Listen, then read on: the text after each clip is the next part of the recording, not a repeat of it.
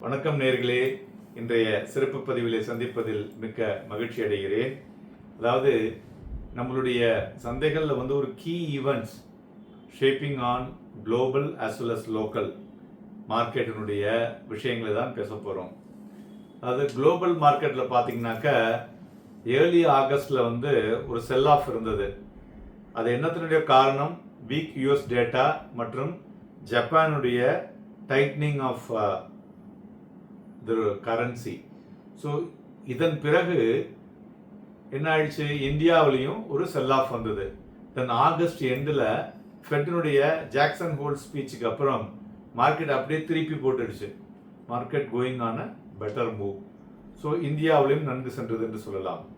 மெயினாக இந்தியாவுடைய எக்கானமி ஒரு தொடர்ந்து ஒரு பெனிஃபிட்டோட இருப்பதற்கு காரணங்கள் மற்றும் ஃபேவரபிள் கண்டிஷன்கள் என்னன்னு பார்த்தோம்னா, நம்மளுடைய இன்ஃப்ளேஷன் ஒரு மாடரேட்டாக இருப்பது, இரண்டாவது stable crude oil prices, then நம்மளுடைய ஜிசெக்ஸ் 10-year கவர்மெண்ட் ஈல்டு பாண்ட்லாம் easing on bond yield.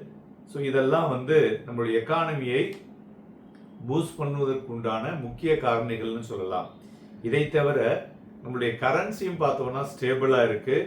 Then corporate ஏர்னிங்ஸும் ஒரு பெட்டர் தேன் எக்ஸ்பெக்டட் ரிட்டர்ன்னு சொல்லலாம். ஸோ இவை ரெண்டும் சேர்ந்து மார்க்கெட்டுக்கு ஒரு டீசன்ட் சப்போர்ட்டை, சந்தைகளை மேலே செல்வதற்கு இது ரெண்டாவது பிக் சப்போர்ட்னு சொல்லலாம். ஸோ இதுதான் முக்கிய காரணிகள்.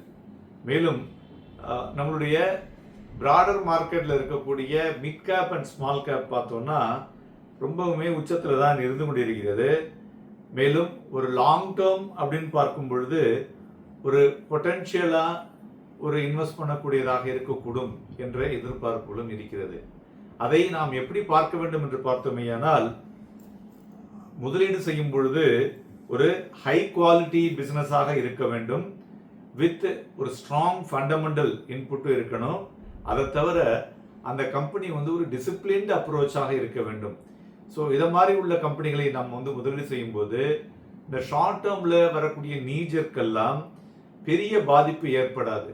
ஸோ திருப்பி மறுபடியும் அது ஏறும் பொழுது நன்கு இருக்கக்கூடும்.